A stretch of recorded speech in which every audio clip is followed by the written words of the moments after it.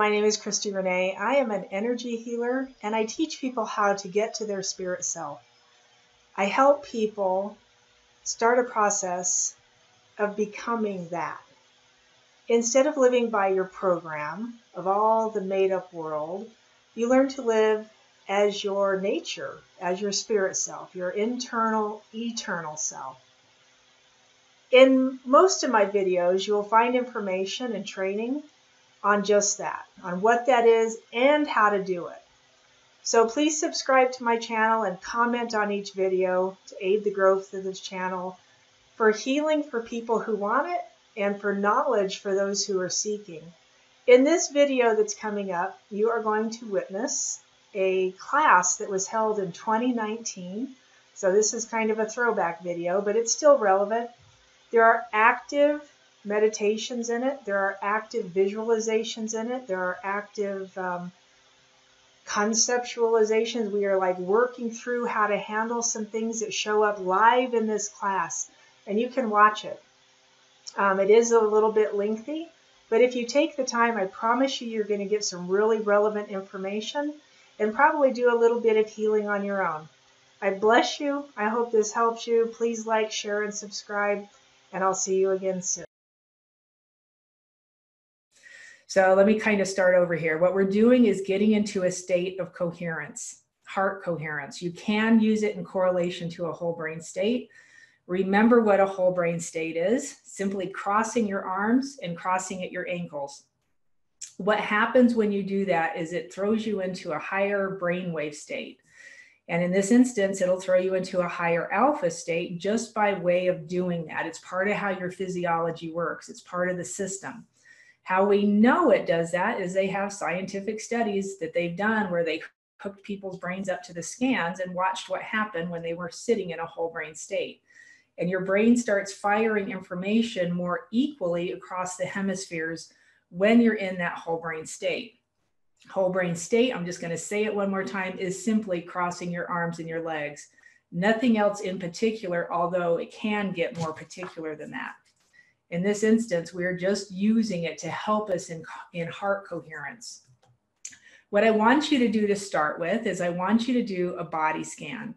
A body scan is where you start at the top of your head and you're going to close your eyes, take a deep breath, and just notice as you drift down through the inside of your body, noticing what you're feeling. Notice if like you have an itch, notice if you have, a pinch, you notice if have pain. I don't know, you can notice all kinds of things. You'll notice your heart beating. You might notice blood flowing. You might notice, interesting, if you're really in tune with energy, you might notice blockages, and we're going to discuss this a little bit more today.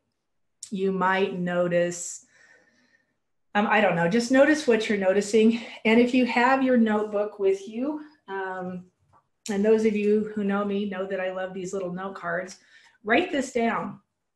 Write this down so we can come back to it at the end and take another look at it so you can just compare. So write down what you're noticing. I want you to take about a minute and do a quick body scan. So scanning down through your body. Welcoming other people who are coming into the group right now. Thank you for being here. We're just doing a body scan. Notice what you're feeling and you're writing it down.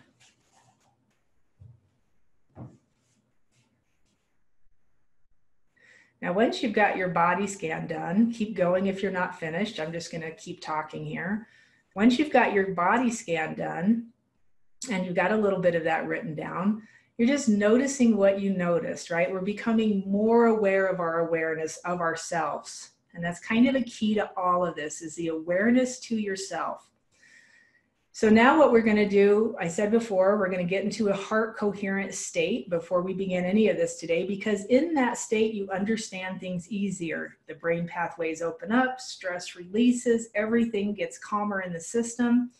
And so we want to get in that state first. So using a whole brain state to aid the process, you're going to cross your arms and legs. So you're just simply crossing your arms and legs. That's the first step. The second step is to take 3 deep breaths. Remember, our breaths are big, huge inhales, expanding at the rib cage. Nice, long, deep exhales. The reason we do a long, deep exhale is because it triggers the vagus nerve to come back online. It helps your body to come out of a state of fight and flight. Those long, deep exhales move oxygen deeper into your cellular structure, and it starts to calm the system down. So it's big, huge inhales, nice, long, deep exhales. You want at least 3 of those. Big inhale, nice, long, deep exhale. Your arms and legs are crossed. And now I just want you to take your hands. So if you've got your arms crossed, you're just going to turn your palms towards you and put your hands over your heart. I'm going to move my camera, hopefully, just a little bit here. Your heart's right down here in the center of your chest. It's not up over here. It's center, right? Look it up on Google. I love Google. So you've got your breaths. Now we're going to put our hands over our heart. This merely brings attention, brings awareness to your heart space. You still got your breath going. Now I want you to take all of your awareness, anything you've got going on inside your mind, and simply bring it to your heart. So you're paying full attention to your heart space. And this is not the physical blood pumping heart. I don't want you to sit there trying to visualize your heart. I just want you to be aware of this area. So you're going to breathe in and out. Big inhales, nice, long, deep exhales. My timer is running and we're going to sit here for 3 minutes. And I'm just reminding you to breathe. Close your eyes. Allow yourself to get into that heart space. And you're just noticing, becoming more aware of this area. As you inhale and exhale, you want to start to feel compassion. Start to feel gratitude.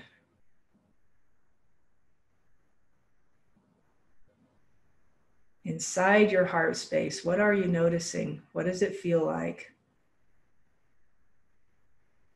And inside this space, I want you to become more aware that you're in this space. Bring all of your attention, all of your awareness inside of your heart. Keeping your attention focused as hard as you can, as deep as you can inside this heart space. Recognizing gratitude, compassion, self-love, and become more aware that you're aware inside this space.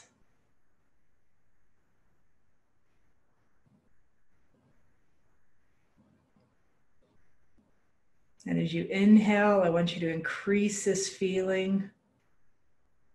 By a command itself, increase the feeling. I feel more gratitude. I feel more compassion.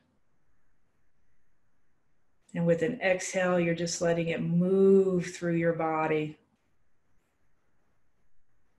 entwining through your cells, around through your system, from the top of your head all the way to the bottom of your feet. And feel compassion, gratitude, self-love inside your heart. And with every breath, it gets bigger and your heart opens a little bit more. Feel your heart opening.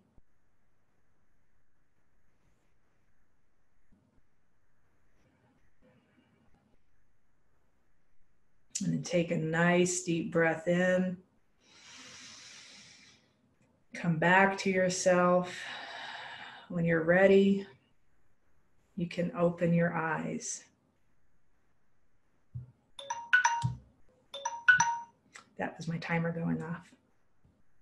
So that was 3 minutes.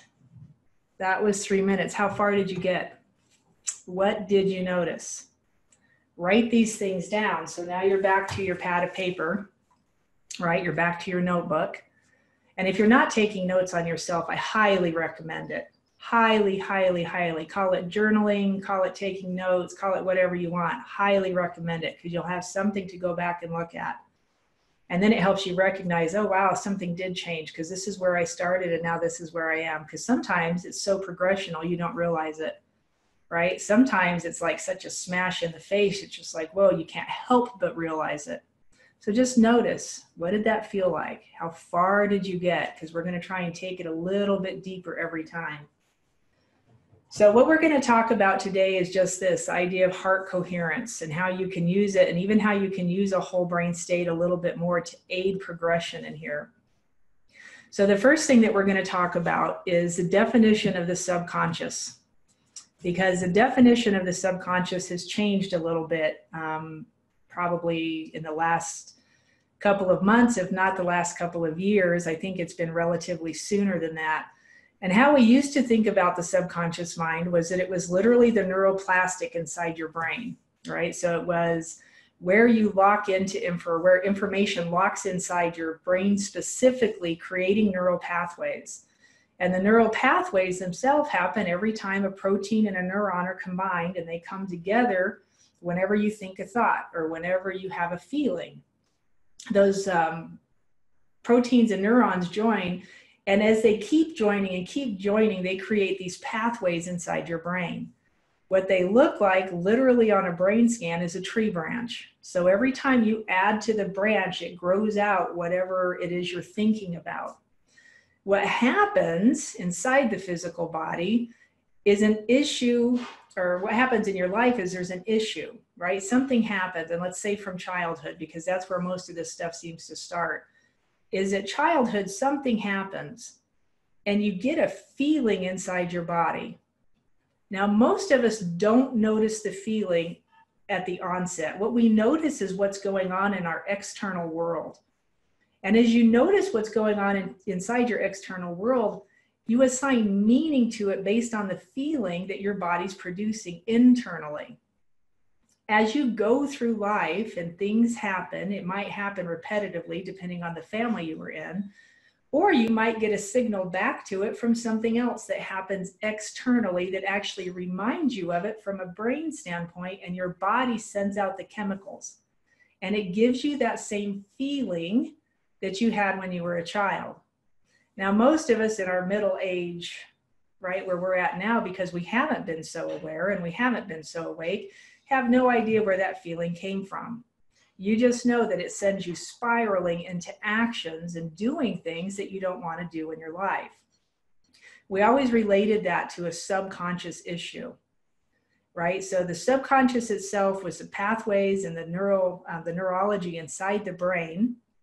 And we thought for the longest time you couldn't change it. And we know now that's absolutely incorrect. You can change it. And we were told, and actually I think Bruce Lipton has a video on this, and I was talking to somebody about this the other day, how many ways you can actually change the subconscious mind. And his video says that you can change it in 3 different, very distinct ways. And the first way is through hypnosis, right? Hypnosis is where they go in and somebody literally takes you into a place where you're detached from your consciousness, and they can go in and assess and get you to give up information. Right? Another way is a sudden jolt or a shock to the system, which is how a lot of this stuff would get implanted subconsciously to start with. So a sudden jolt or shock gives you this feeling inside your body, and you immediately lock into it because it was such a shocking incident, whatever the thing was. Or through a process of habituation, right? Which would equate to a practice. And it's how we do things all the time, whether you realize you are or not. You are constantly practicing something, which means you are constantly training your subconscious mind, right? Habituation over time will take its toll, positive or negative, right? And if it's a negative thing, this is the stuff that, people get really stuck in. So what we know now is that is basically incorrect. Which is good news. That's good news, right? More incorrect information. Don't listen to the news at all, ever. I'm joking. Okay.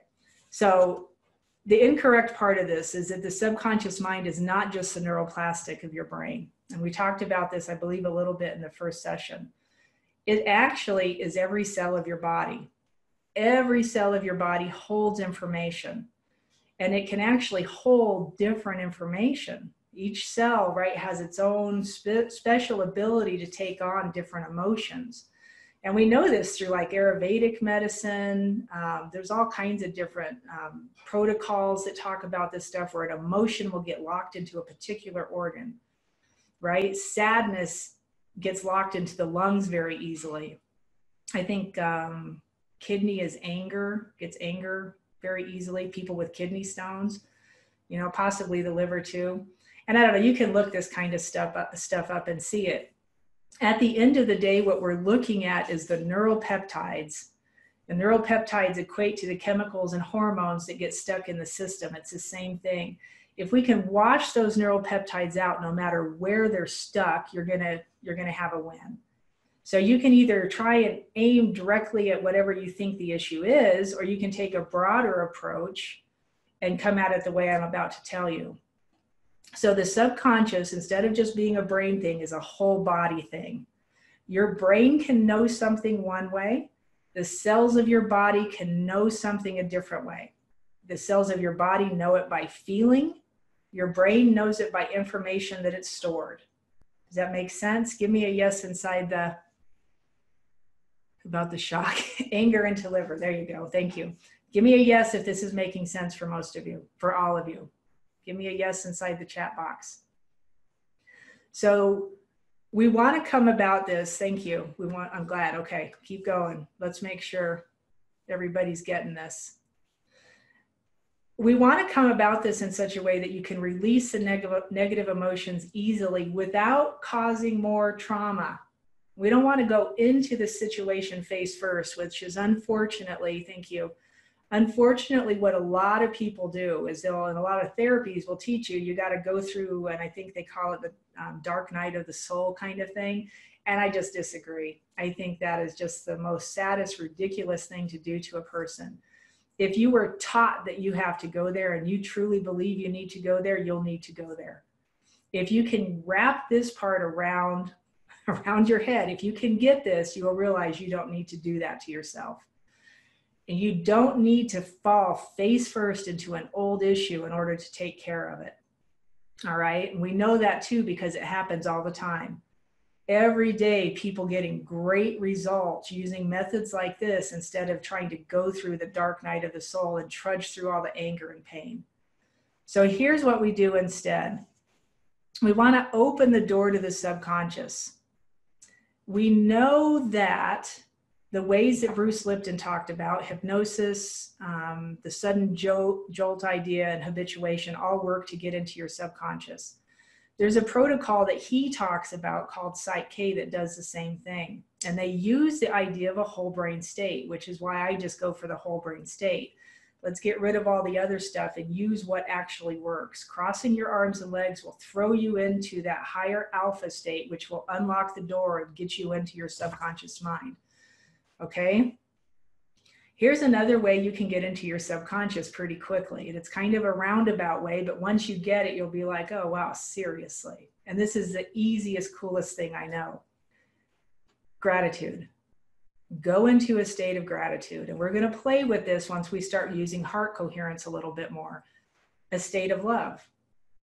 A state of compassion. And the deal is, when you're in this state, when you're feeling those higher level emotions, they send higher level chemicals into your body that opens up your heart space. And here's where this happens, is when the heart opens up, it sends a signal back to the brain. It's measured at a 0.1 hertz.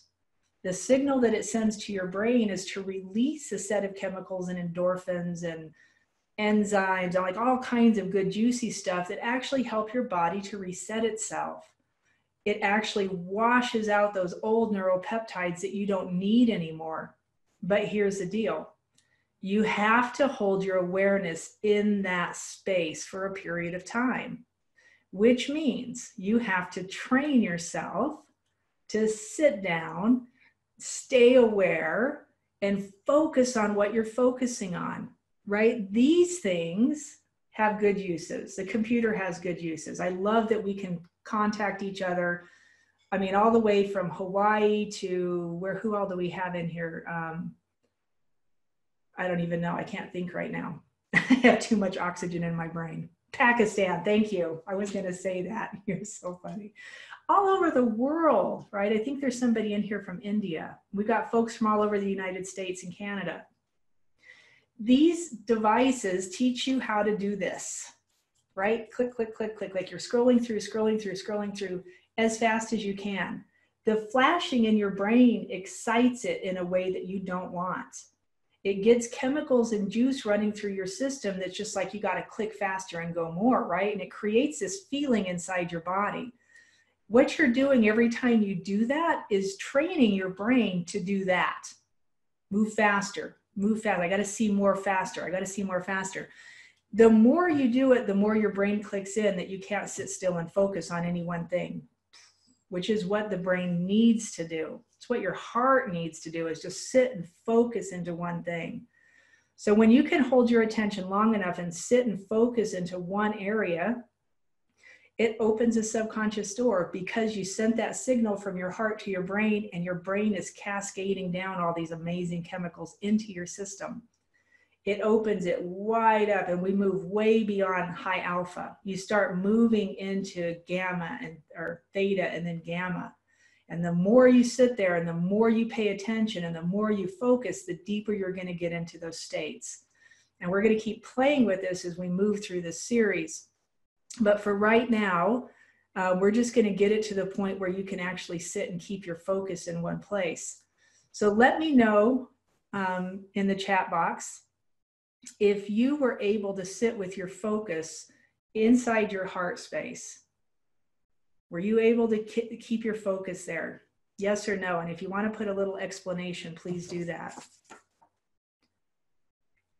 And then we're going to play with this again. So let me tell you a little bit about your heart. One of the reasons, for the most part. So you really got to focus in. Your awareness has to become so aware for what you're doing, right? And you have to be so determined to hold it there and keep it there. Nice, Victor. Your heart, when I went like this, your heart's right here.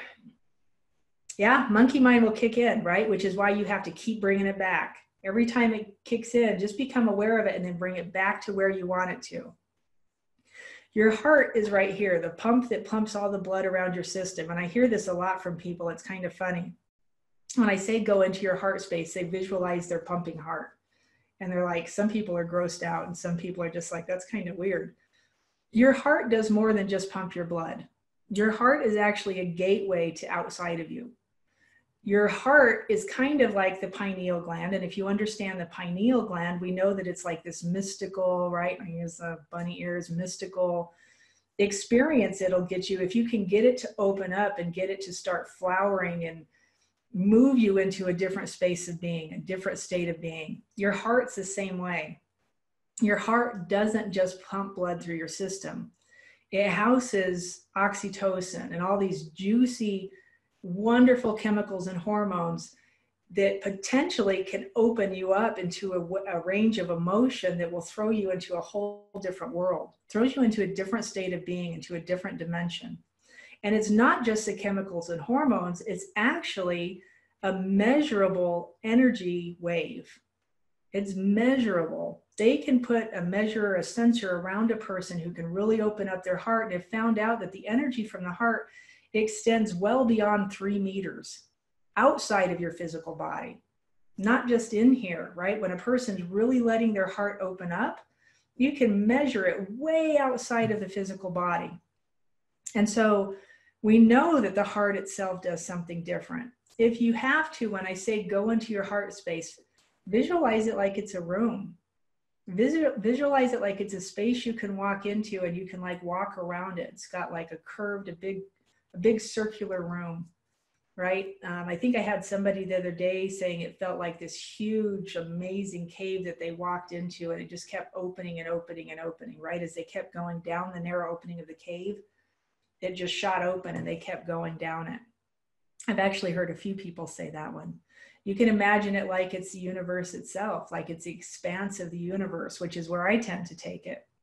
When I go into my heart space, I go inside, but then all of a sudden it turns into this huge, just kind of blackness that's never ending. And it just goes and goes and goes. And the deeper you go into it, the more you feel compassion and love. It's so interesting. It feels like an infinite golden space, and it keeps expanding. Yep, and that's exactly what you want. When you go in there, that's what you want to feel. We're looking for that feeling. That feeling, the more you focus on it, the more you pay attention to it, the more you're aware of it. What you're doing is becoming aware of your own awareness. You're becoming aware of your own conscious being. And the more you allow yourself to flow into that and move into it, the physical body gets a cleansing. The physical body gets to release all of these different emotions and different issues that you've been stuck with. And here's the way this really works on a very simple level. Wherever you place your awareness is where your energy goes. Wherever you place your awareness is where your energy goes. If I place my awareness inside my heart space and it opens up into gratitude and compassion, and I get this golden space that keeps expanding, where am I? Where do you go? If I put all my attention and awareness there, what does that turn into?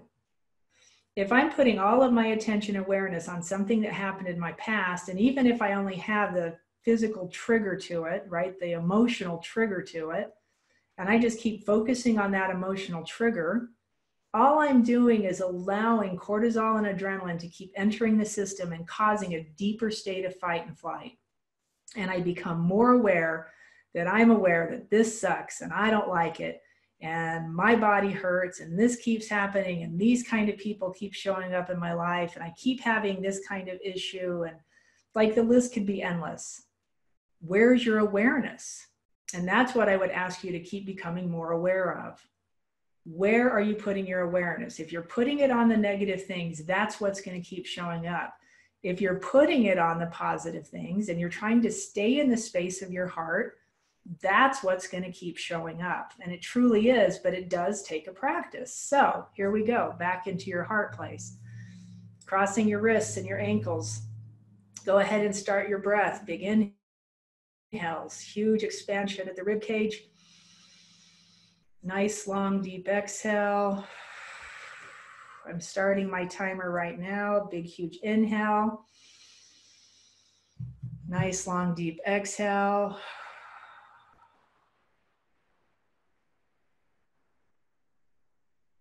Big inhale.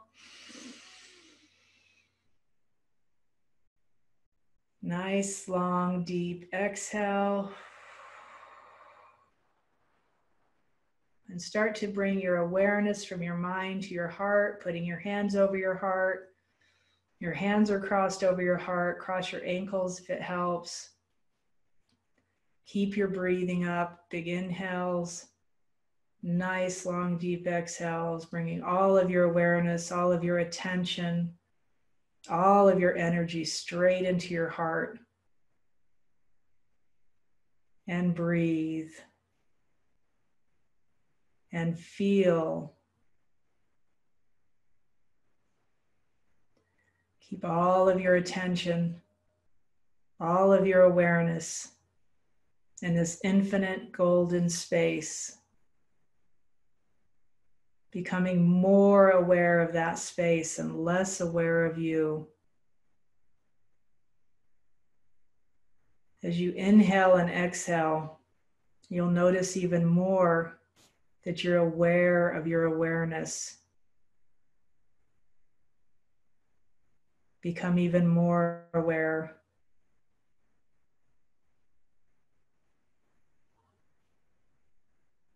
Allowing yourself to go deeper into that awareness.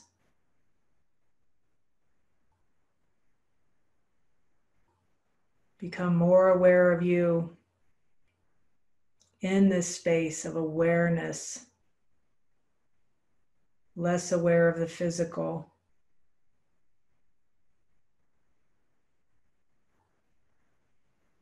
Find that feeling of gratitude.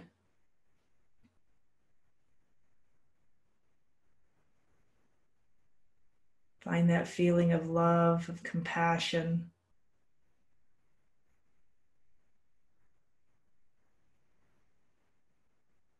Let your heart open up.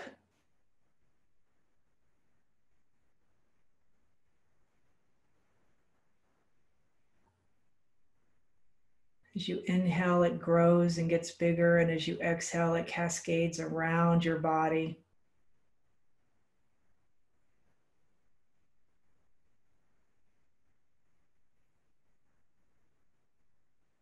Stay with your awareness. Keep your awareness focused and firm and fixed right on yourself in that place.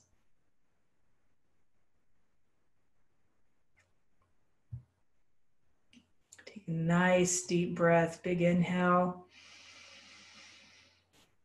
Nice long exhale.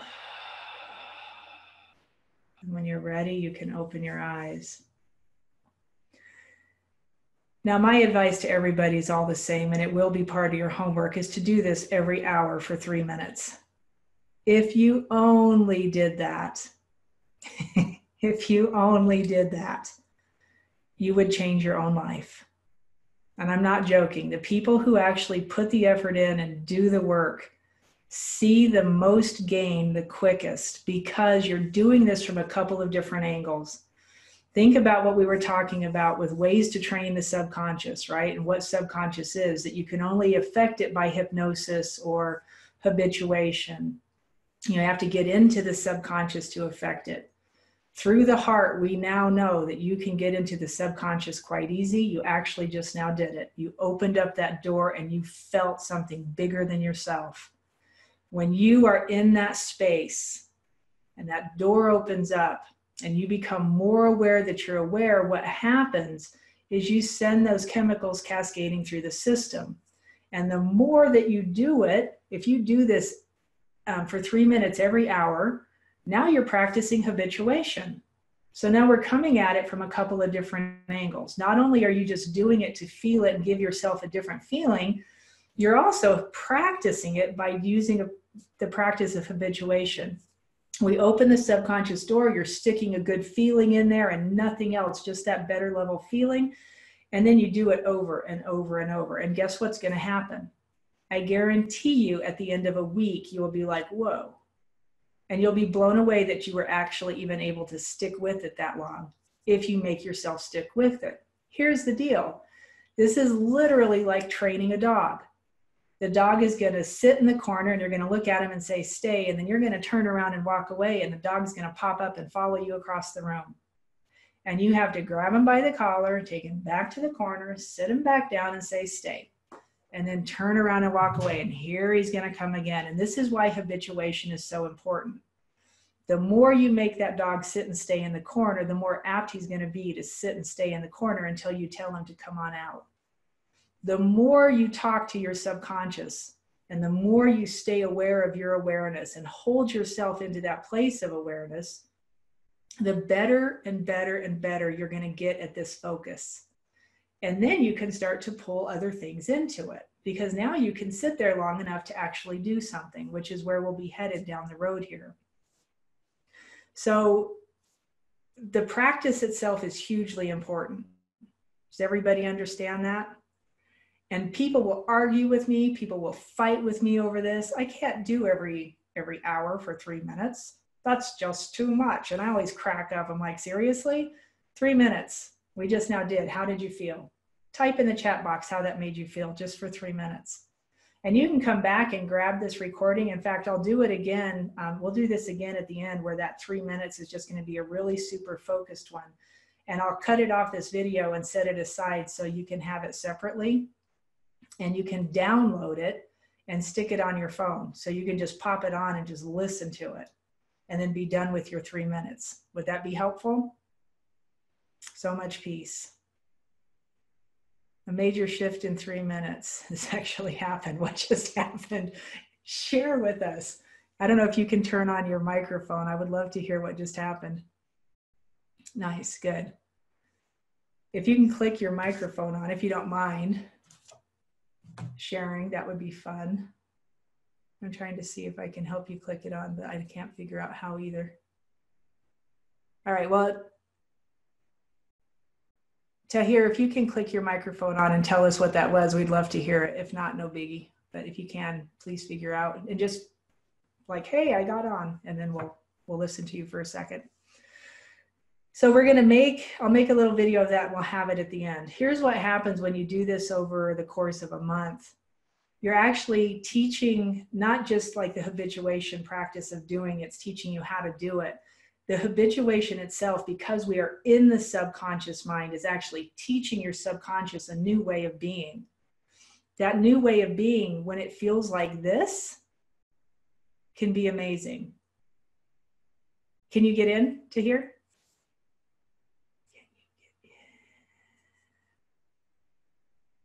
It doesn't give you a speaking. Okay, so write it in and I'll just read it then. So that's what we're headed towards, is doing that often enough that you can keep it going. And the people who are telling me they can't do it because of them, they can't do it at work, you're doing something for 3 minutes at work that's probably sitting there thinking about how awful everything is. If you took that 3 minutes and did this instead, I guarantee you're going to change things in your workspace. Life in your workspace cannot be the same if your chemicals are different. It's physically impossible. I can sit there and fight and flight and fuss and moan and bitch and gripe, excuse my language, or I can come into a place of contentment, of coherence, of love, of gratitude, feel different inside my body. And remember, we talked about how our heart opens up and you emit that up to 3 meters outside of your space, outside of your physical space. And when you do that, other people feel it. Here's the idea behind when everybody gets into sync together into a space. It's the biggest feeling in the room that usually wins. Unfortunately, for most people, the biggest feeling in the room is usually not a good feeling. It's usually anger or discontentment or hate or whatever. Okay, so let's see what Tahir says here. The 3 minutes gave a major expansion, felt a rush of good chemical soup, love it. I was thrown into a gratitude. I was overwhelmed with gratitude.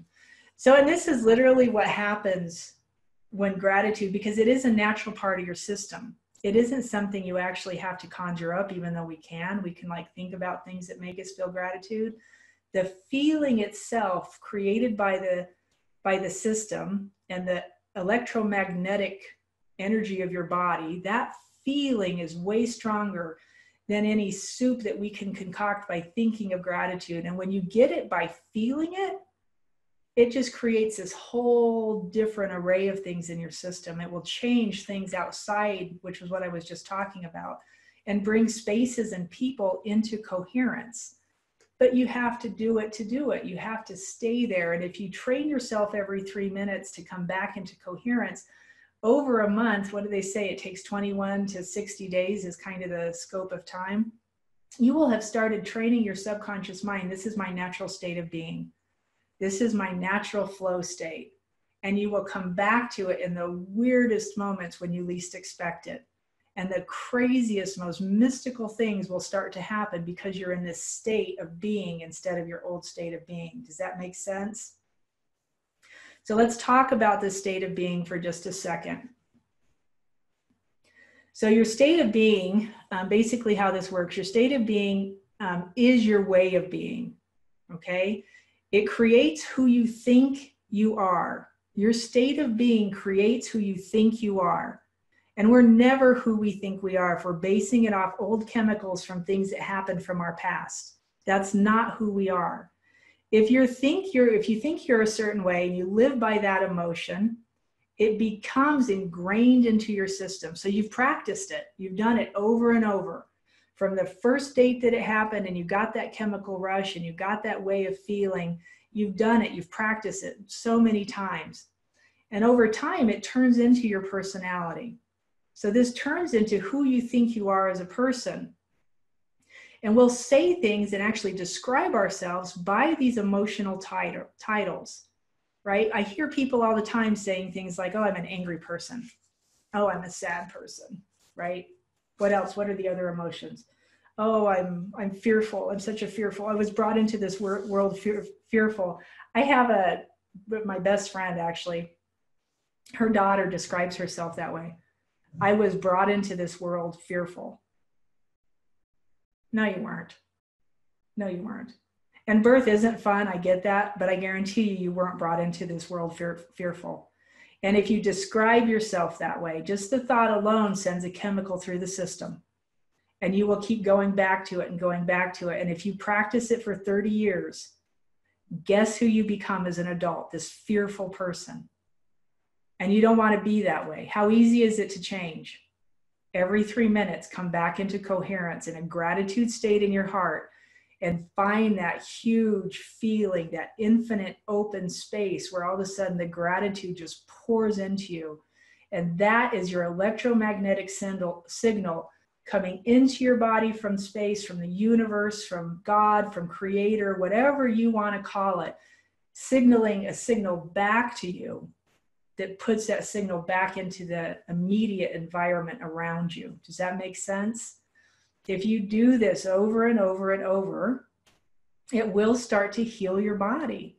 It starts to change the telomeres. You're actually emitting, when your brain does this, when your heart sends a signal and it hits your brain produces an enzyme that's called telomerase that actually heals the telomeres, the little tiny strands on the end of your DNA. It will start to heal those. And what does that do? That's an anti-aging effect, right? It reverses time and it reverses the aging effect on the body. But you have to do it to do it. And you have to remember to do it, which means you might have to set an alarm to go off every hour and do your 3-minute duty. And you do or you don't. Like, it's interesting when I talk to people about this all the time, and I get really hyped up on it, because if you practice the scope of habituation and make yourself do this, I guarantee you, you will see results. It is impossible not to. And the people who come back to me and tell me, oh, that didn't work, you didn't do it. I promise you, you didn't, because this is the science that we have seen in the studies that people are doing, that when that heart signal goes off and you feel it and you sit there and pay attention to it and get super aware of it, it will change things. It's impossible for it not to. It's impossible. All right, so your state of being. So you describe yourself by these words, by these emotions, right? We describe ourselves by that. So what it means is that if you've let an emotion define you as a person, over time, you basically have let your body take over and give you those emotions, and it basically owns you.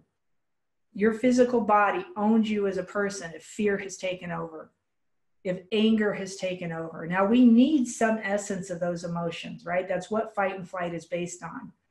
The bad part is, in this world, there's not as much reason to fight and run as there was, they say that, the saber-toothed tiger was chasing you kind of idea.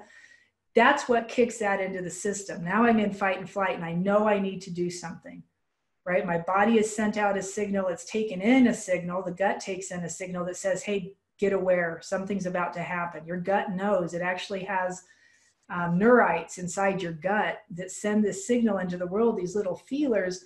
And when it senses something's about to happen, it brings the information back to you, and it gives you this feeling. You get this gut level feeling. It's exactly what that is. And the second you get that feeling, you have a choice. Do I run? Do I fight? What most of us do is we freeze. So it's not just fight and fight, it's fight, flight, and freeze. And if you freeze in that moment, that's when you lock those neuropeptides into your system. Now, the gut will also make you aware of when you can be at peace if you pay attention, but none of us ever pay attention to it. And again, this is going to be in a later training, but I want you to start becoming aware enough that you notice, hey, I think I can be at peace right now. I don't need to be in this heightened sense of emotion. I don't need to be in this place. A good area to practice this for a lot of folks is in your car driving somewhere, right? Road rage is at an all-time high around the world. And if you have a car and you're driving anywhere and you get angry and upset, become super aware of it. I challenge you to do this. And instead of becoming upset, I want you to come to peace. And I want you to look at that person that's getting you upset. And I want you to go, wow, I wonder what's going on in his life that he needs to slam on his brakes in front of me. I wonder what's going on in that life that they have to, pull right in front of me so fast, or that they won't let me into the lane I'm trying to get into. I wonder what's happening, right? In that moment, you're coming into heart coherence. In that moment, you're going to open up those heart waves, right? That electromagnetic signal. you're going to go into heart coherence and you're going to feel it.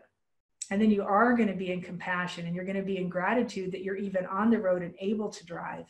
And you're going to drive your whole way to work that way, and then you're going to drive your whole way back. And it's going to be a consistent, focused effort in that moment. If you're practicing this every 3 minutes, that will be super easy to do. Or every hour for 3 minutes. That will be super easy to do.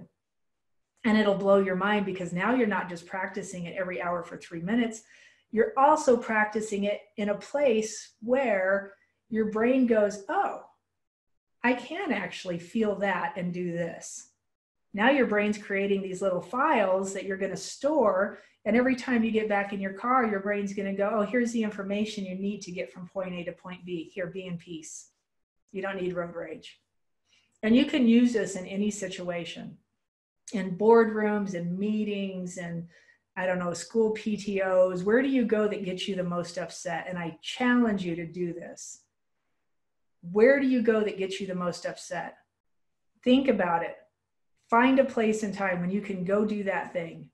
When you know you're going to walk in the door and it's going to be the same old, and you're just going to go into mode. And before you do, I want you to find your heart. I want you to come into coherence, and I want you to do your 3-minute yachty right before you go do that thing. And maybe you want to do 6 minutes. Maybe you want to do 12 minutes. Maybe you want to hang out there for a little bit. And when you really feel your heart's going, you go walk into that thing and you stay more aware of this. Stay more aware of your heart space than you do what's going on around you. And you get through whatever the thing is, however it happens, you're just noticing and paying attention. And while you're in this heart space, everything external is happening just the way it always does. And you're just noticing, and your brain is making those little files. And it's going, oh, wow, you can go do that and feel like this. Who knew? But you have to do it to do it. And you have to test the system to go find out. And if you get in that place and all of a sudden you find yourself getting revved up, you're just doing what you normally do. And so it's no big deal. Don't kick yourself. Don't get upset. Don't get mad at me. Try it again later. Or walk out of the room, find your heart space again. I play games with this stuff because I think it's just hysterical. I was taught to be in fear. I was taught to hate myself. I was taught that life was horrible and you would never amount to anything. And what I have found out now is that when I do this, I'll get myself into a big, huge, revved up, what'd you call it, chemical soup in my heart. And I'm just like, feeling it, and I'm all in there, and almost to the point you're like, you just want to burst. It feels so good. And you walk into this space where everybody's pissed off and angry, and you're trying to contain yourself. It turns into a game. And you just sit there and you just notice and you just watch, and you actually will end up getting other information, because that's how your system works, why that person's so upset and what happened over here that this person is out of control. And you just sit there being in your heart space. It's interesting. It can be a lot of fun, but you have to do it to do it. And the more you practice this 3-minute practice, the easier this is going to get. Okay. So we're not going to let our emotions define us anymore. You can't, not even the good ones. I don't want any emotion to define this physical body.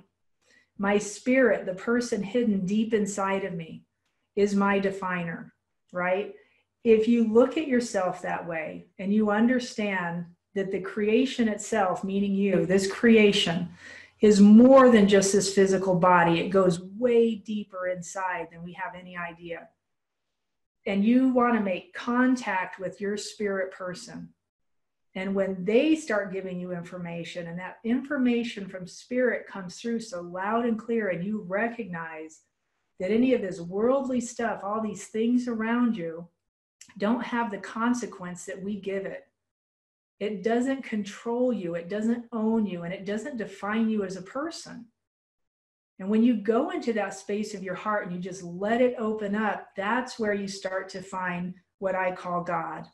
That's where you start to find spirit. That's where you start to find creator. That's where, in this huge universal existence, all of the galaxies strung together, and what all of this is, it's the same energy that comes from the same source. And that source is intelligent, and that source is inside of you. It's all made out of the same thing. It is no different. And when you can get there, And here's how you get there is through your heart. When you can get there, everything turns magical and mystical and starts changing in ways that you can't even imagine. And that is the goal of this whole thing. All right, so we don't want to let our emotions define us. And emotions, let's talk about this for a second. I want to show you how to do this. Emotions themselves, there is a predominance to them that they know through, again, science, right? There's studies have been done on this. And you can look up charts and find all these charts on emotions. And actually, I have a few of them around in here I can pull down and show you. And there's just lists of emotions, and they correspond to organs, and there's protocols that help you handle it and deal with it. But the typical emotions, or the 5 main emotions that they say are existent in the human body, are anger, sadness, fear. The 5th one used to be disgust, and I think they've actually taken that off the list, and I'll tell you why in a second. And then happiness. So there's only 1 positive one, and then there's 3 negatives. So there's actually 4 in the most recent list, and this is the studies done by the American Institute of Psychology. And what they say is these emotions, these predominant emotions like anger, everything under anger, like listed off, right? Anger, rage, upset, like there's a whole list of stuff that can come underneath anger. And sadness is the same way. Like there can be really super deep sadness where you're just like grieving and the sadness just hurts kind of thing, all the way to, oh, I'm just sad I didn't get my, didn't get your thing that you wanted, when you're just like, oh, I'm just sad, right? To anxiety, and then leading into depression, right? So there's a range to it. Fear is the same way. You can be like scared out of your wits, fear so deep that you seriously freeze internally and you can't move, to shock, to dismay, I don't know, list it, right? What comes under the emotion of fear? And then happiness, the way they define this includes love and compassion and gratitude, right? Even though I would consider love a higher value than happiness. To me, happiness is low on that scale. Love would be higher on that scale. Compassion would be higher. Gratitude would be higher. But they use the word happiness. How they defined these was by facial expression. And it's interesting. So you can tell by somebody, if you get good at it, by somebody's facial expression, you can read what's going on internally. Anger, sadness, fear, it all has facial like tension to it. And so they took disgust off because they decided disgust was the same facial recognition. The same muscles were firing in the face as anger. So they're like, well, that's not really a thing then, because it's the same as anger. Do you get what I'm saying? So 4 major emotions that if you only wanted to contend with, that's all you have to contend with. It will take care of everything that's underneath it. And here's how you do it.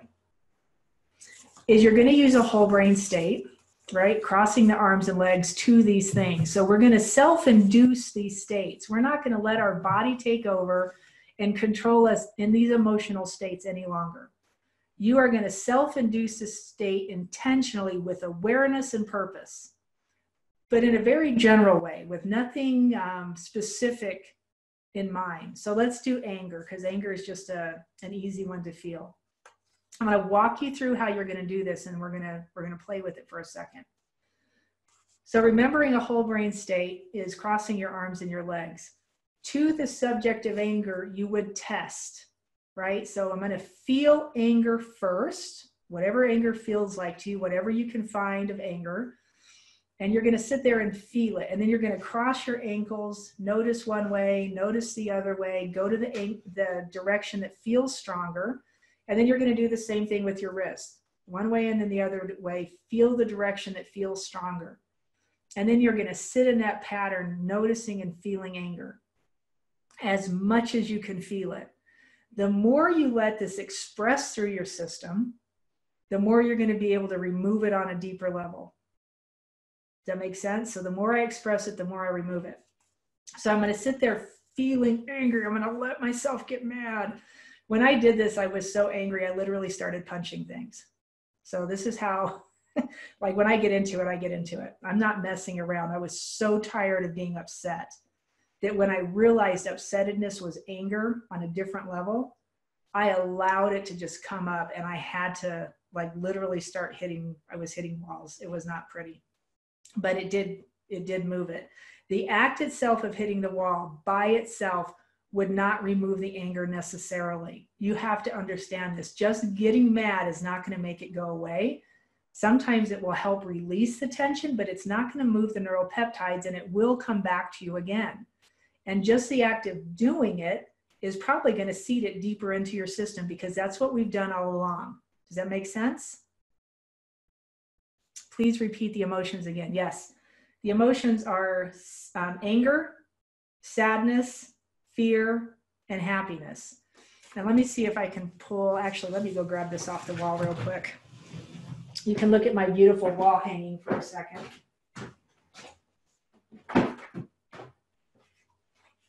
So in my office, over my desk is this.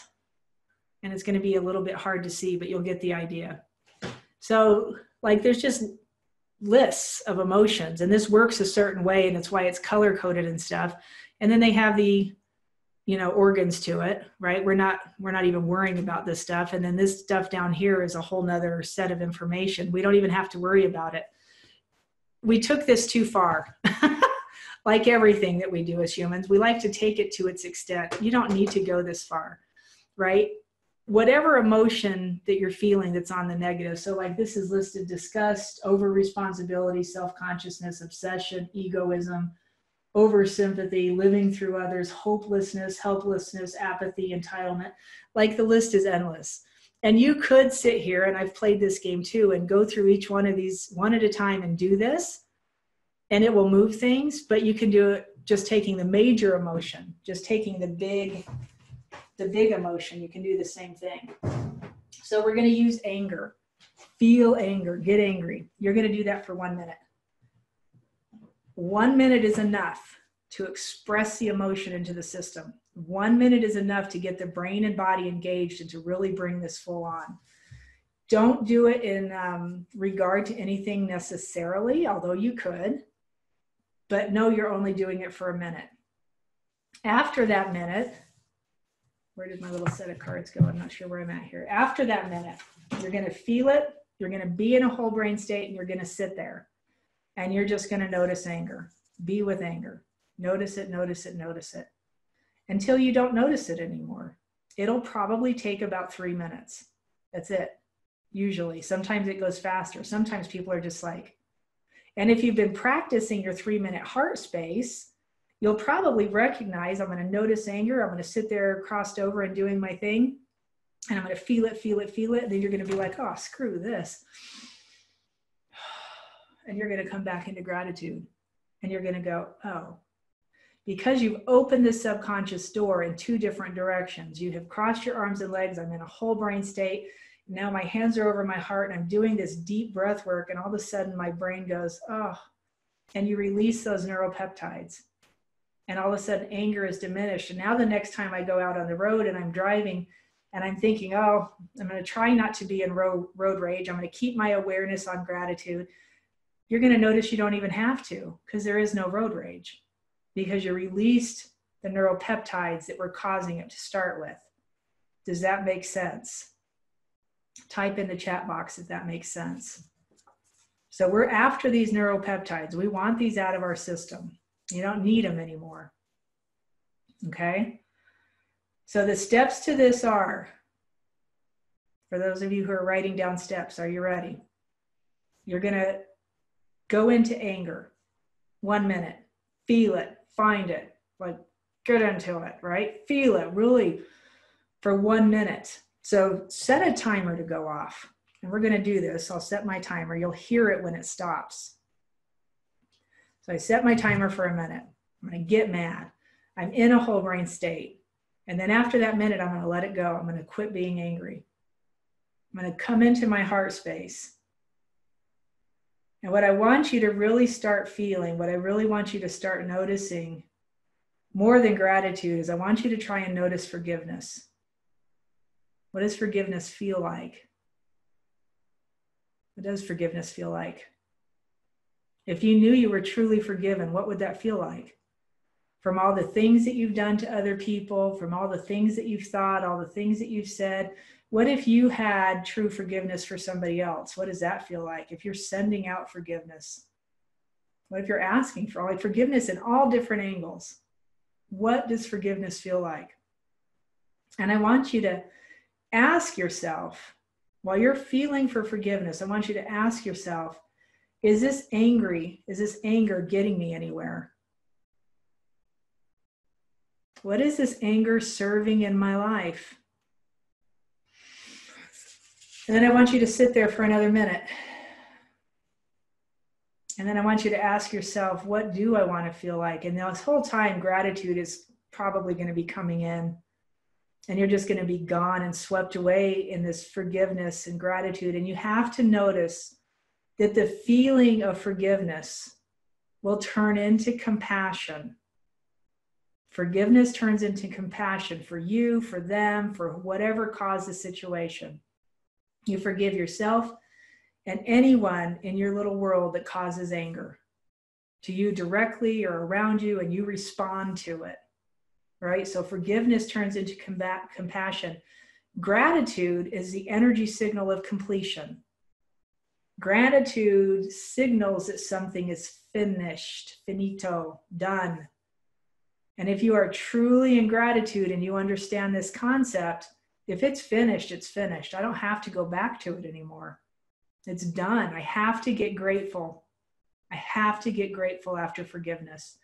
Forgiveness or gratitude will also turn into a sense of awe. It's that deeper sense of feeling that when you just really open your heart up, you're just like, I don't even know how to describe it. Bliss. I don't know. I've heard people say it's like having a heart orgasm. It just opens you up in such a way that you don't ever want to let go of that feeling. Okay?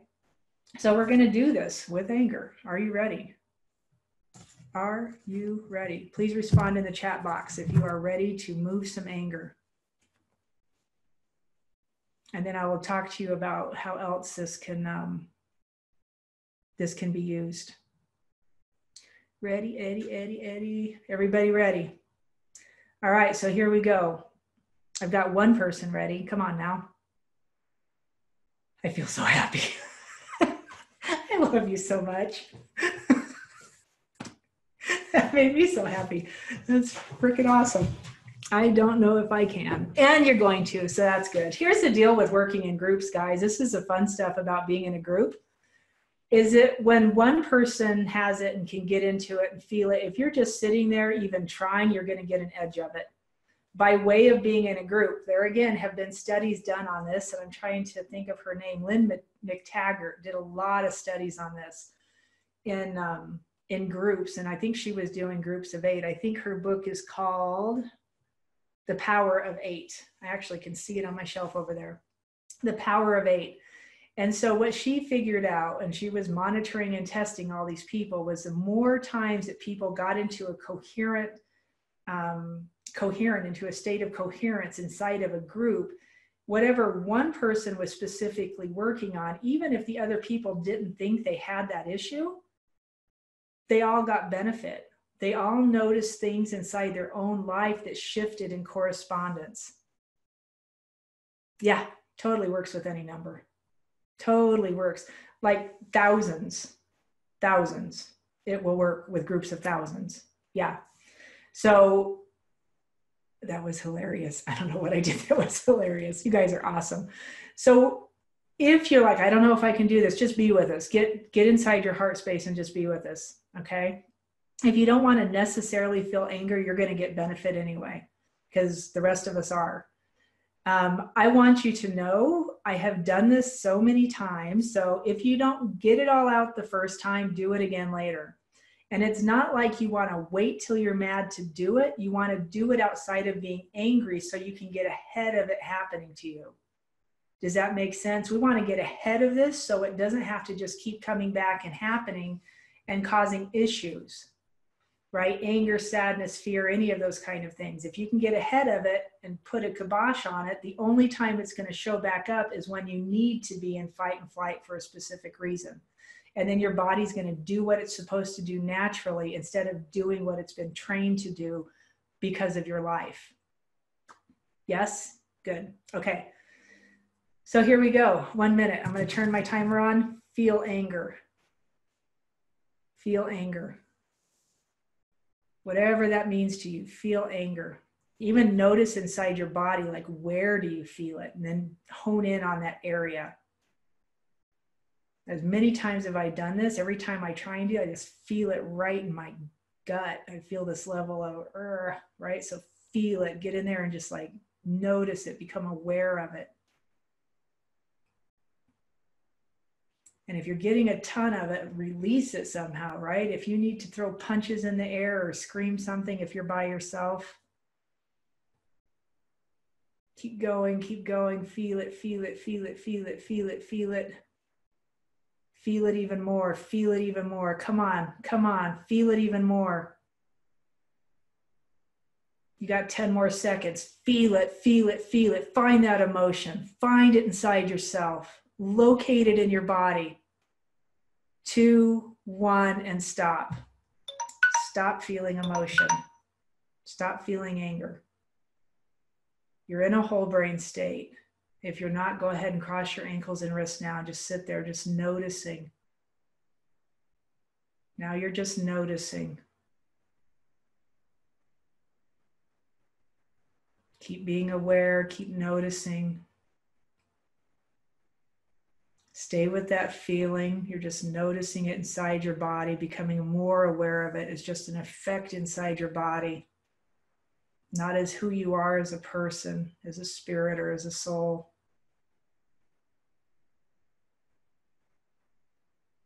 Become more aware.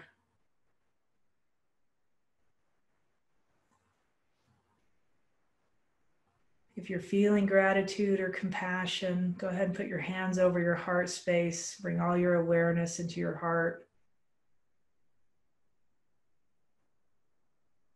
And I want you to notice forgiveness. I want you to come to forgiveness. Forgive yourself. Forgive anyone else who causes anger in your life that you respond to.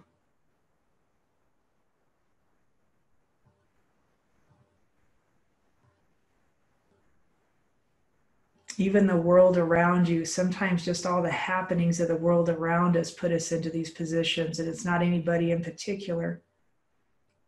It's just issues and circumstance.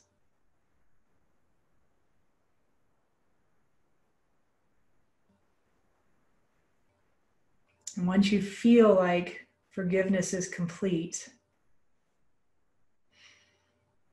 I want you to go straight into gratitude, signaling completion of this anger. And you're just feeling gratitude, diving face first back into that open, expansive feeling of gratitude, of love, of compassion. Use your breaths, big inhales, nice big exhales.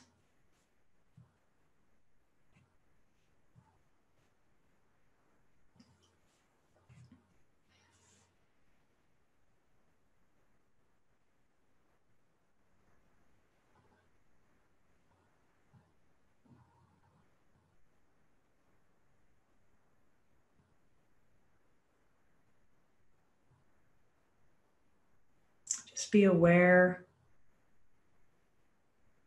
Keep noticing.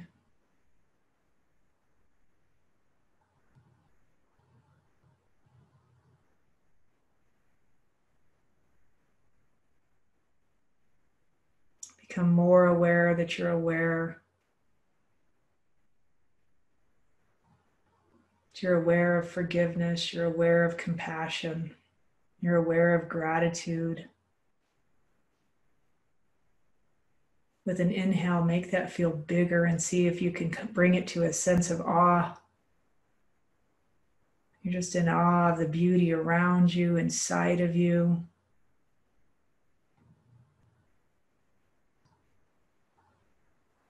Remembering that gratitude has the energy signal of completion. as if something is finished.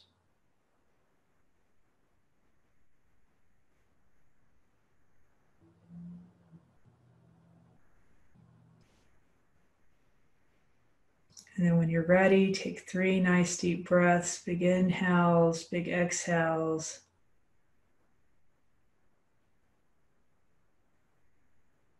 As you inhale, the feeling grows. And as you exhale, you're just letting it cascade and move through your body.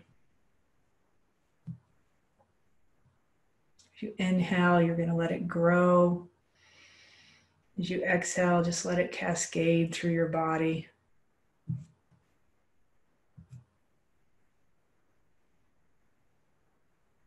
And one more breath, and when you're ready, you can open your eyes.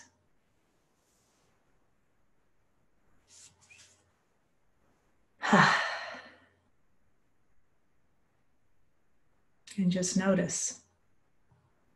What do you feel like? You're very welcome.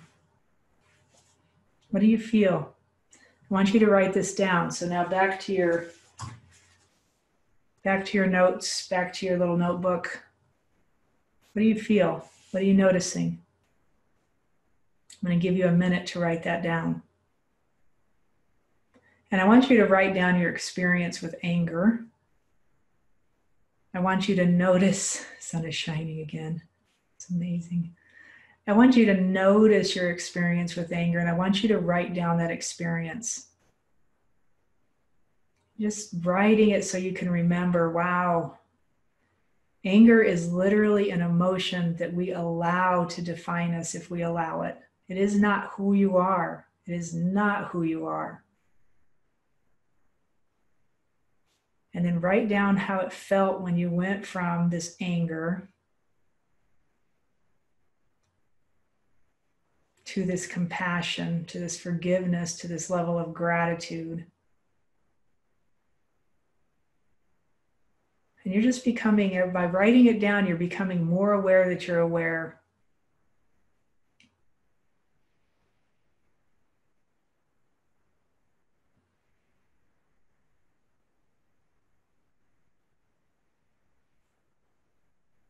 Writing this down so you can come back and remember it. And what you feel like now.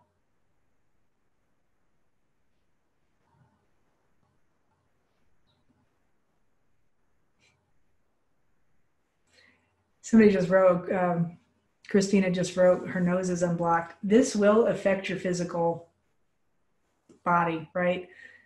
An emotional awareness affects our physical body. And sometimes we don't realize that it's something like anger, and those neuropeptides are actually causing issues and sensations that we have in our system until you release it and you're like, oh, that's gone. Which is why you do a body scan to start with, right? Nice. I hope you guys are all reading the stuff that's in the chat box, because it's really cool. It's amazing what happens when you can get into this space and when you can feel it and allow yourself to sense it. I'm going to scroll back up here and catch some of these. Let's see. And Christina, I would love to hear about that here in just a second. I would appreciate that, actually. So Tahir starts by saying that was amazing, and Christina's saying that the sun is shining again, which can be a really, really incredible feeling. No negative body conscious anymore. I'm actually trying to capture some of these, so just forgive me for a second. Yes. No negative body consciousness. And what does that mean? Can you tell us a little bit about what that means to you?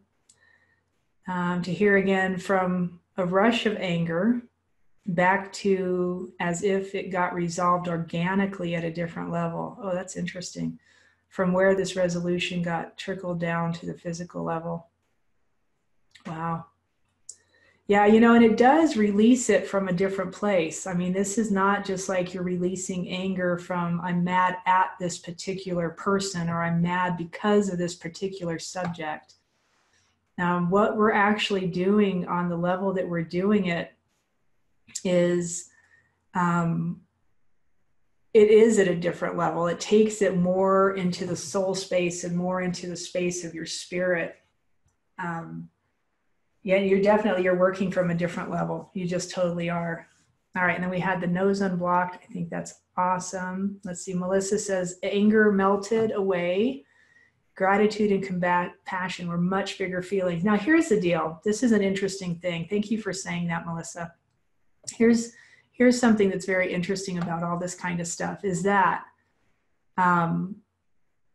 there's a train of thought out there that says when we are dealing in energy medicine and energy psychology, that you have to go through and release the negative emotions or they'll keep piling up and they'll create a blockage, which they can if you don't ever come back into compassion and gratitude. You can get rid of all this stuff just by remaining in compassion and gratitude. Train yourself to stay there and remain there, and all of those other things will go away. You can't do both at once. It's physically impossible. I can't be pissed off and angry and holding these negative chemicals inside my body and be in gratitude at the same time. You just can't do it, right? Physically, your body cannot produce both chemicals at the same time, and your electromagnetic signal cannot send out the information of both at the same time. It can't. It's physically impossible. And so you can, like, the anger melts away, right? If we attack and we bring the anger up and then we go straight into gratitude and compassion, those will automatically get bigger because now you're not fighting the level of anger or the level of whatever the neuropeptides equate to.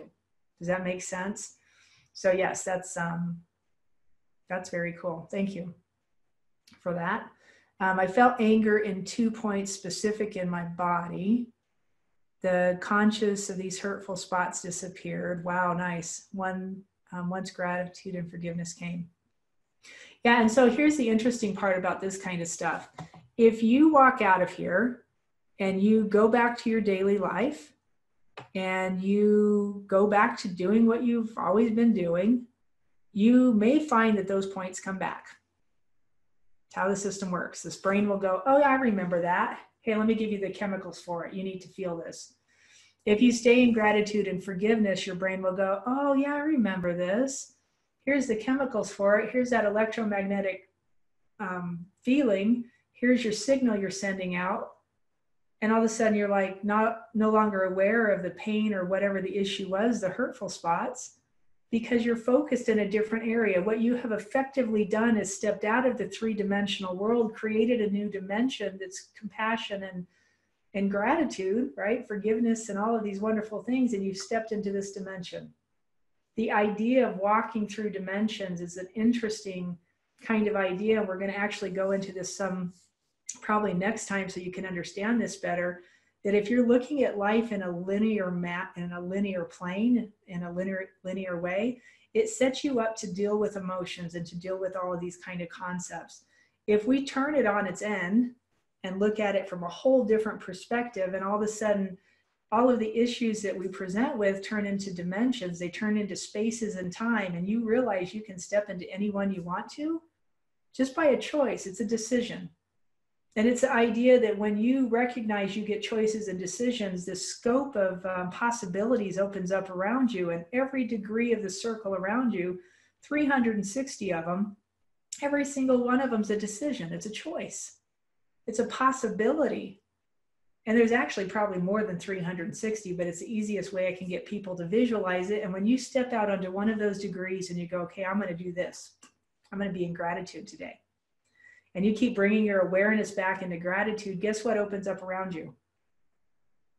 A whole new world of possibilities. And you go, oh, wow, I'm going to do this one. And you step over here, and guess what happens? A whole new world of possibilities, and it happens over and over and over and over. And it's simultaneous. It's like, it's so bizarre to realize that everything we say and do is all these simultaneous happenings, and you can be in any single one of them at any given moment, by your choice, by your desire, by your decision to either stay feeling like this, emitting this kind of chemical, emotional, biomagnetic expression, or by feeling like this. It's either fight and flight or it's some good stuff. And it's your choice. It's your pick. What do you choose? Now we know how to open up the subconscious door super easy. Putting the right information in there is going to keep you in the right place. And the right place meaning the higher level of feeling, right? Electromagnetic, the bioelectromagnetic signal that gets sent out plus your chemical expression. They go hand in hand. If you can create one, the other will self-create. And you can do it from either direction. I can do it from the feeling in the heart space and the bioelectromagnetical signal, and all of a sudden the chemicals in my body fall right into alignment. Or I can figure out how to feel happy from an environmental state. I can go to a beach. I can look at the sunrise. I can watch the sky over the top of Maine, right? And I can create it from a chemical state. And then I can put that in my heart. And then all of a sudden my heart opens up and the electromagnetic signal gets sent. So you can do it from either direction. The more ways you come at it, the better you will get at it. The more you recognize this feeling as who you are innately, right? I'm a higher level being. I am this conscious being inside this physical body. And when I decide and choose to step into my birthright as this consciousness, as this awareness, all of a sudden things feel different. And I start acting different, and I start responding different, and I start doing things different. And it comes from this state. This is where it starts. Now, somebody asked me at the end of last week why we had done that reset from conception. And here's why I do that first. And we'll come back and probably do it again later, but here's why I do it first. Is because when you can recognize that you can feel different, for a lot of people, just recognizing that is a mind twister. Just recognizing that they can feel that level of, I don't even know what you got to. When I do that, even now, I will literally still now do my heart coherence thing. And I go back to those original cells, and I just like throwing love over those cells, gratitude, holding that little person growing in that space, because my birth and entry into this world was horribly traumatic.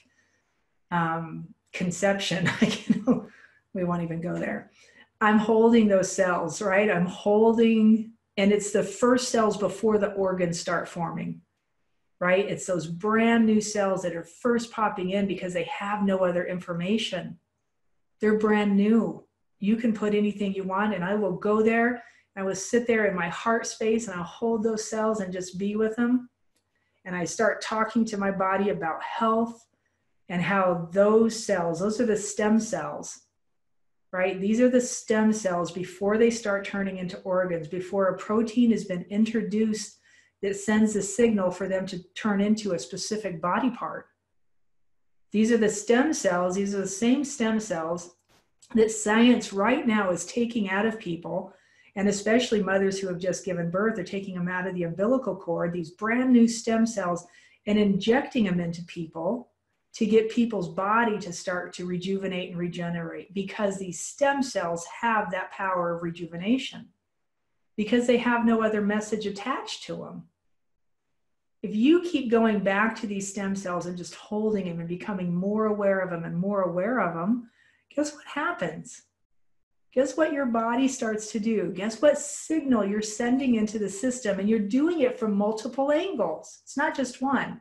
I'm not just getting an injection of stem cells. I'm actually going and holding my stem cells and talking to them and being in love with them and preparing them for this existence.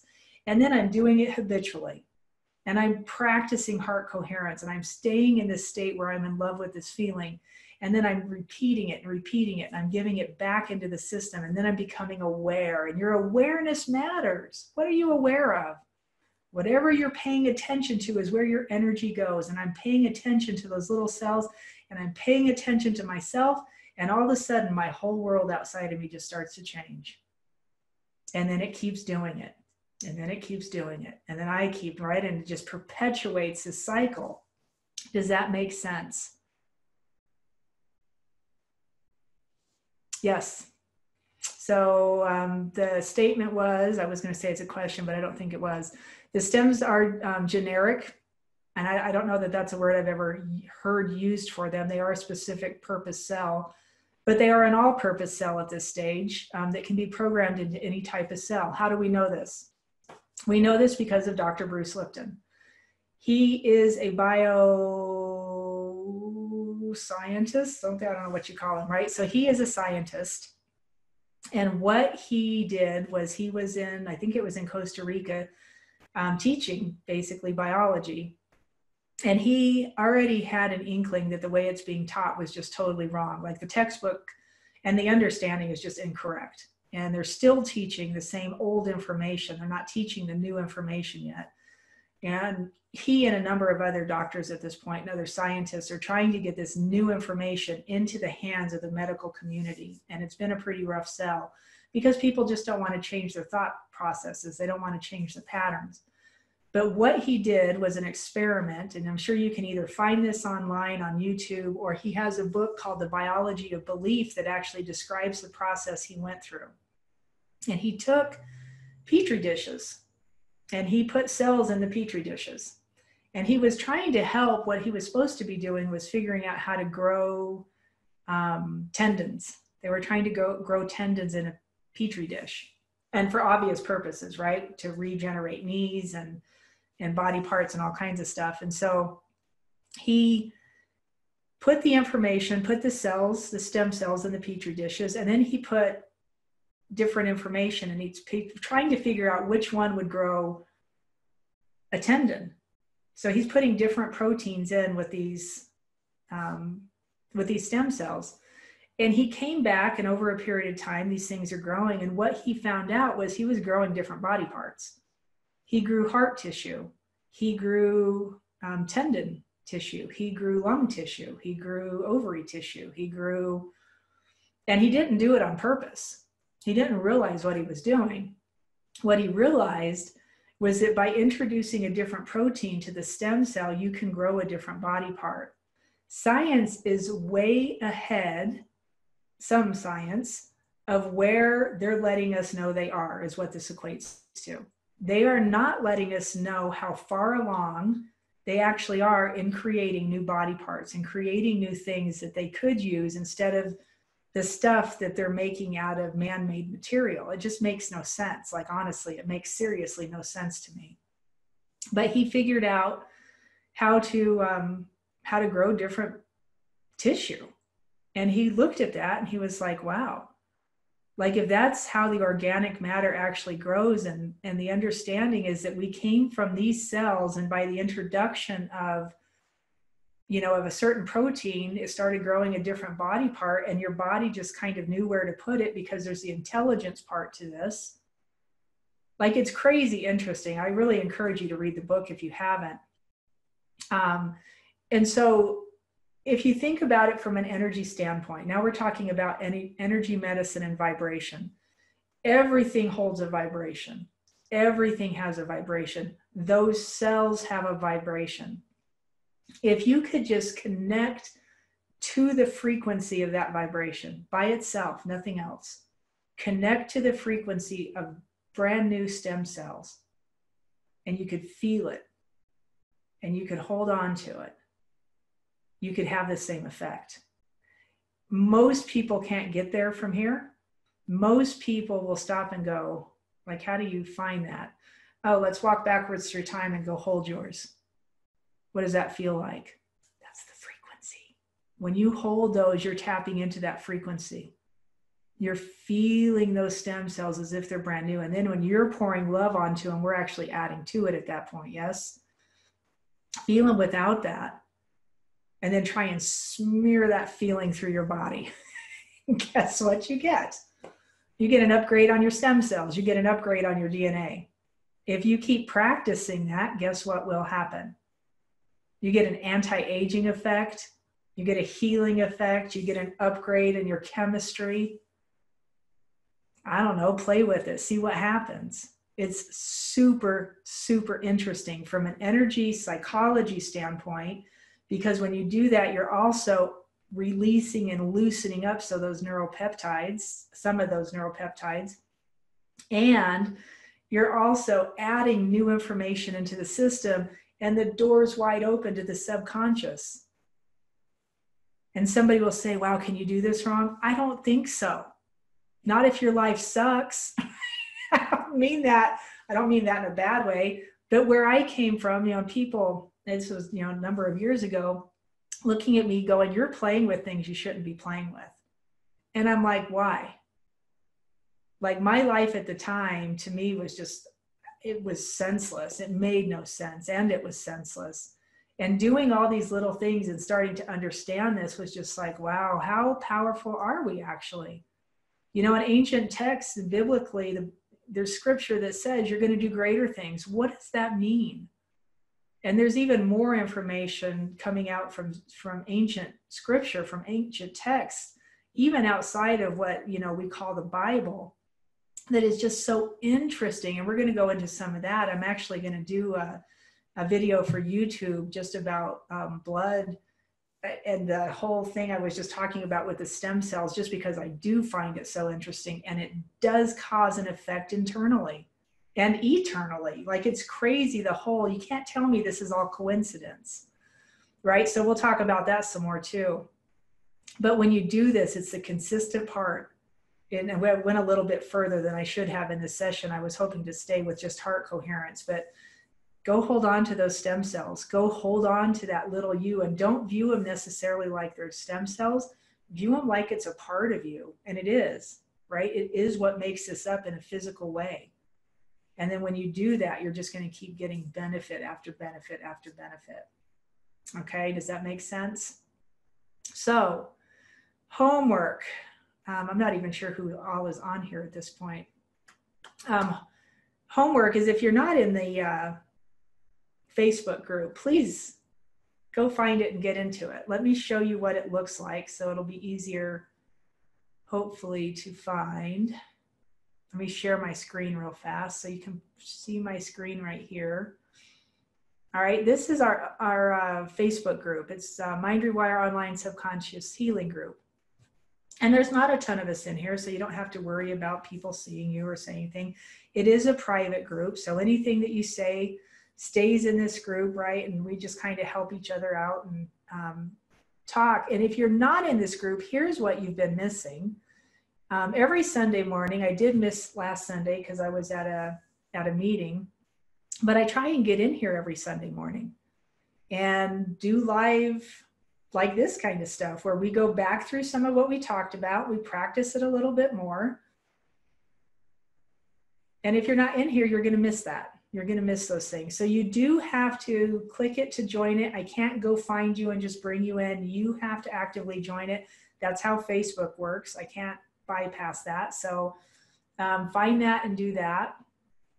And then come and join us. And I throw other stuff up in here too. Sometimes I'll get on during the week, and sometimes people, I think Tahira's done a few things in there. You can see me sitting in the dark. That's awesome. I'm pretty open. I don't typically hide anything. So can scroll through here and watch some of these older. That's an awesome face. Very nice. Okay, we'll just keep going. So please find the Facebook group, get in it. I'm thinking if there's anything else on here that I was going to talk about today. I was going to show you, I'm just going to tell you, take a look at some of these charts. I want you to go Google this and look them up and just become aware of them. So all we're doing is becoming aware. And then I'm going to talk to you more about this next time. And actually, I'm going to do this in a Facebook group. There's a good one. We'll do this in the Facebook group, and then I won't have to do it in the next meeting. So you'll have an understanding of these, what they are, where they came from, how we know they're actually there. Again, a science thing. So this is no longer mysticism. It's no longer something that's, I don't even know, just kind of like, oh, that's their practice, a religious practice, from India. It's not. We have scientific evidence that these exist, and even meridians, we have scientific evidence that they exist. So very interesting. So become aware of it, know it. We're going to start using them to do some things inside the system to help move a little bit more, move the dial a little bit more. Your homework, that's where I was heading. Let me stop the share. Your homework. Yeah, Nathan, and I'll resend yours to you. You should have already got it once. So Nathan's asking, is there a website you can go and log in to rewatch these sessions? There is, and I will resend it to everybody. So watch your email. And you have to log into it. You have a password, and then you can click on these monthly. So this one will be put in under session 2 or whatever. And the first one is under the first one where we did the rebirthing thing. So yep, absolutely. Your homework is to do the work 3 minutes every hour until I say stop. Do it, see what happens, because eventually it's just going to happen. And then you're not going to have to actually do it. It's going to do you, just like your other emotions do you now. Yeah? That's probably not a good way to say that, but you know what I'm saying. Right now, if I walk out and my son's doing his thing and I go into anger or upsetness, what good am I doing either of us? Because I haven't practiced staying heart coherent. I practiced staying heart coherent at this point long enough for so many years, and getting it into my subconscious, and it actually didn't take that long, that I see my son and I go straight into compassion. I go straight into gratitude. And he's had a pretty rough life. And if you know my story at all, it's, been heart issues literally from day one with him, and mental issues, physical issues. He had a hip replacement at 17 years old. Like, the list is endless. And it used to cause frustration and fear, like so much fear inside my body. And now it's just compassion and hope, and I don't even know, gratitude. And it's interesting when I can look at something and see that instead of the junk that used to show up. But that's why you do the work. The other part of the homework is to go through the emotions: anger, sadness, fear. Feel it, feel it, feel it, do the work. And I'll actually put inside the membership area a little description so you can just have it to print out or whatever, instead of having to go through this whole video to find it again. So I'll put in there heart coherence. I'll put in there a description to use the whole brain state to get rid of the negative emotions. And every time it shows up, I don't want you to do the work. I want you to do the work before it shows up. Do the work before you get there so you can get ahead of it. Happiness. How do you do happiness with that? Same way. Same way. Feel happiness. What does happiness feel like? I never knew. I had to go find out. I literally, I'm not joking about this, started going to I think it was Episcopalian church. It was all, right?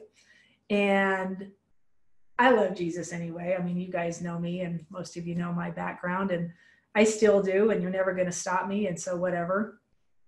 But I went into this church to figure out what happiness was, because I had no idea.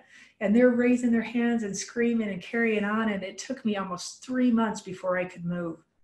I was so paralyzed with fear from my religious upbringing that I could not move. And finally, when I was like, okay, I'm just like, when they scream, I'm going to scream and just see what happens. And nothing happened. I was like, oh, that's weird. Like, I literally thought I was going to be struck dead or something. And then it got easier and easier. And I was just like, oh, and the joy that filled me. I was like, wow. And then one day, one of my other practitioner friends go, you should grab that feeling of joy and whole brain state it. And I was just like, oh, and I did. And I did it again. And I did it again. And I went in that place and I sat there. And when they would start doing their thing, I would just be sitting there in a whole brain state, just like, and all of a sudden I'm like, oh man, this is what happiness feels like. I had no idea. And now it just happens. I actually woke up 2 nights ago giggling so loud my husband's like elbowing me, telling me to shut up, because I was in my sleep giggling at what, I have no idea. But right, these are the things that can happen. Yeah, no problem. I can resend them. So I'm going to resend those emails to you. So keep a watch for that. So here we go again. So homework, one more time, 3 minutes every hour. Just do it. Please just do it for yourself, for your family, for the nation, all of the nations, for the world, for the greater coherence and consciousness of mankind. Please just do the work. And then you're going to do anger, sadness, fear, happiness. Go through, hold them in your system. Release the junk you don't need and build up the stuff you want. You can even do it with gratitude. Compassion, feel it, feel it, feel it, feel it. Oh, lock it in and just hold on to it and just watch what happens to your heart. And then follow it, like go with it. You probably have to do longer than 3 minutes for something like that because you won't want to leave it. And then when you open your eyes, stay with the feeling, right? That's another part of it. Stay with the feeling. So we're going to leave on a happy note here. Anybody have any questions, actually, first of all? Let's do that. Does anybody have any questions? And if you want, if you can, will it allow you guys to click in to talk? You can just turn on your microphone if you can. If you can't, type me down there. Let me see if I can find you. Allow to talk. I have to allow you to talk.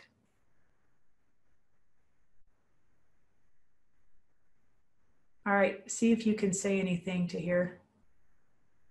Right, can you hear me? I can. Oh, it's so exciting. Yeah, sure, great. Okay, so we did something with anger.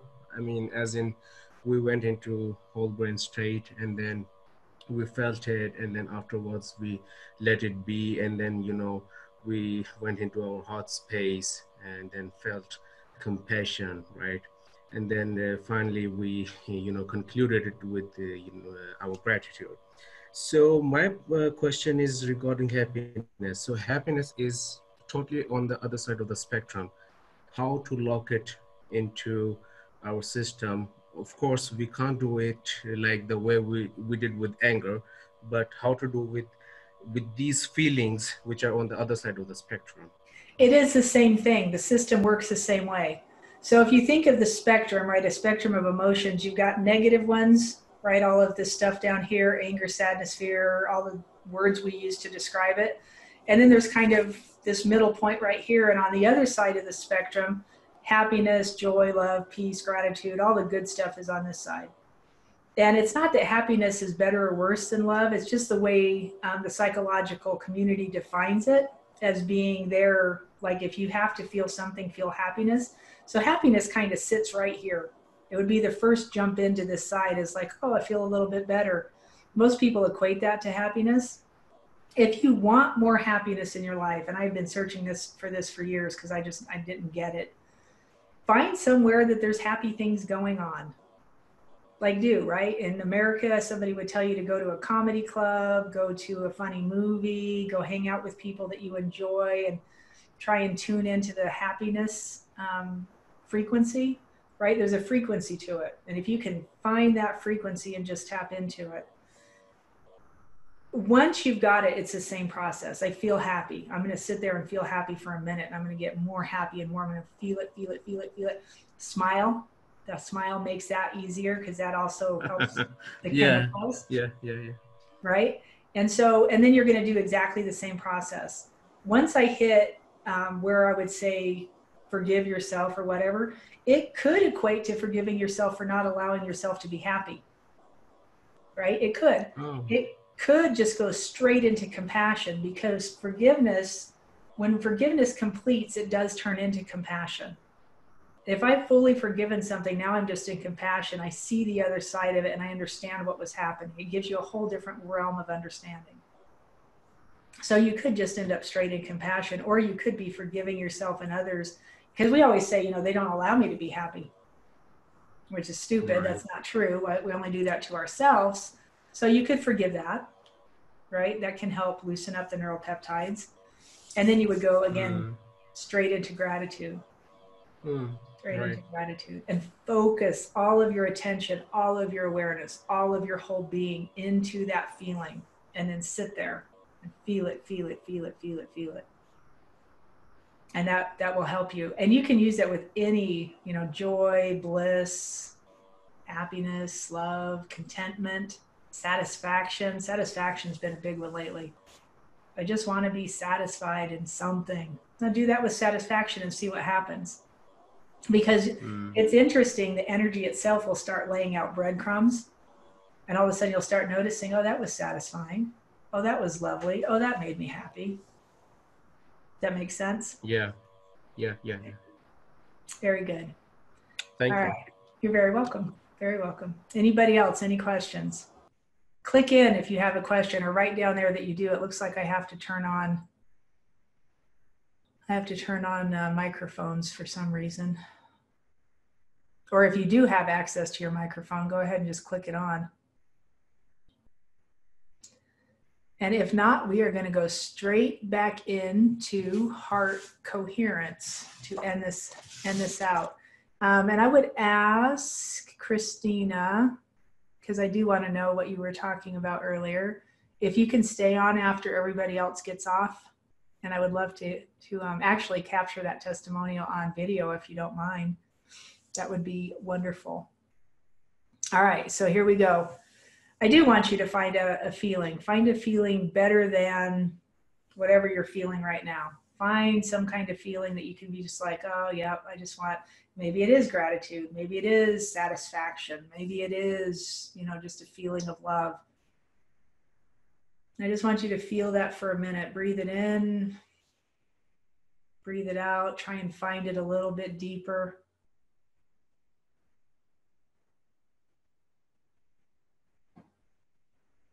Feeling of happiness, feeling of joy.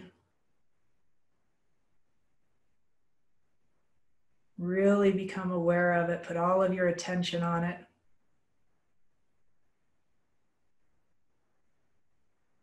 Hold your attention in that space.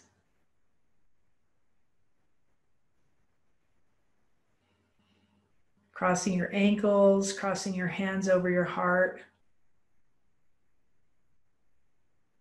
As you inhale and exhale, I want you to let your heart start to open up.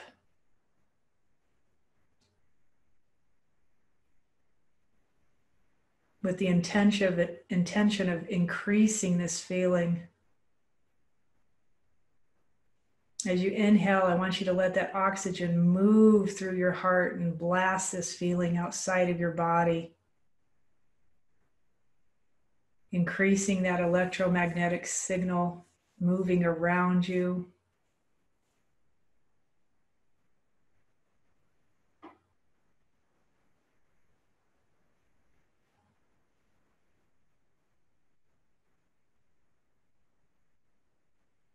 Really feel it, tune into it. Put your awareness on it, all of your focus. And I want you to dive a little bit deeper into that feeling. Go a little bit more, a little bit further.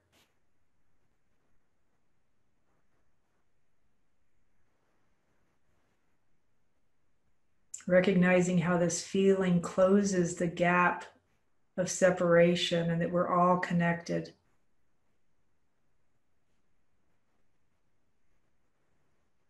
Allowing your heart to open even more, recognizing this circle of 11 people. And then we're going to expand it into the circle of 24 people to include everybody that's in this group.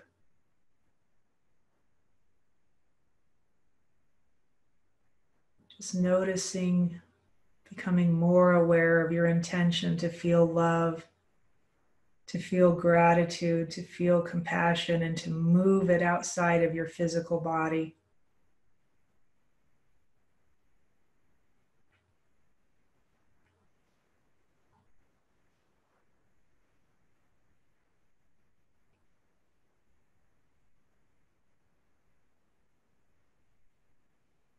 Keep all of your awareness on your awareness, becoming more aware.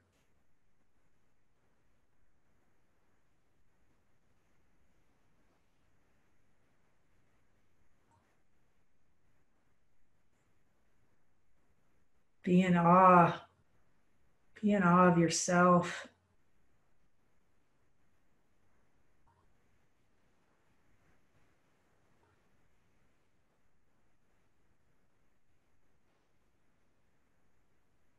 As you inhale, this feeling grows. As you exhale, it moves around you, outside of you, reaching deeper.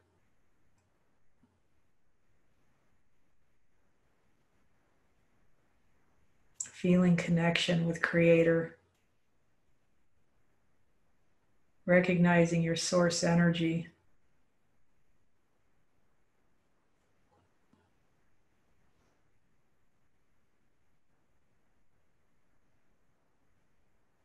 Allow that feeling to move you.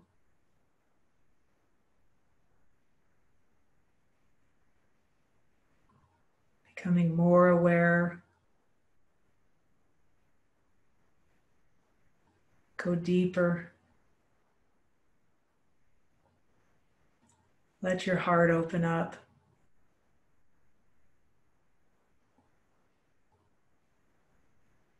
Notice that energy signal moving outside of your body.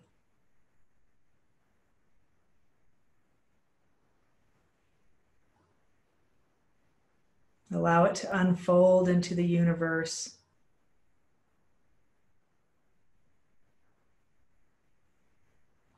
It's a complete whole signal. It's not separate. It's all one.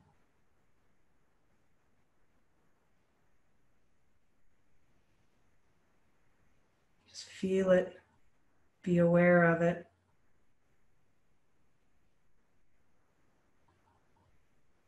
Be in tune with it.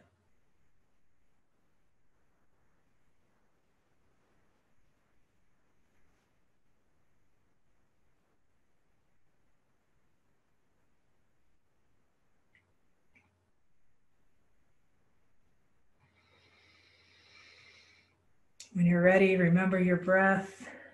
Big inhale, nice deep exhale.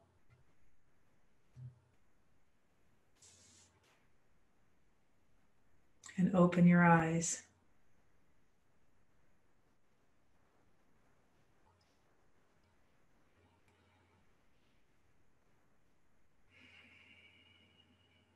As you move into your day, I just bless you, bless you, bless you.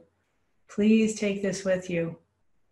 Use it. One of the best ways you can ever learn anything is to not only use it, but to teach it to somebody else. Right? Because once you start speaking it, once you start saying it, it becomes a deeper embedded thing in your own system. So don't only just go out and use this, teach it to somebody else and see if you can teach it in such a way that they can feel it. And then move forward.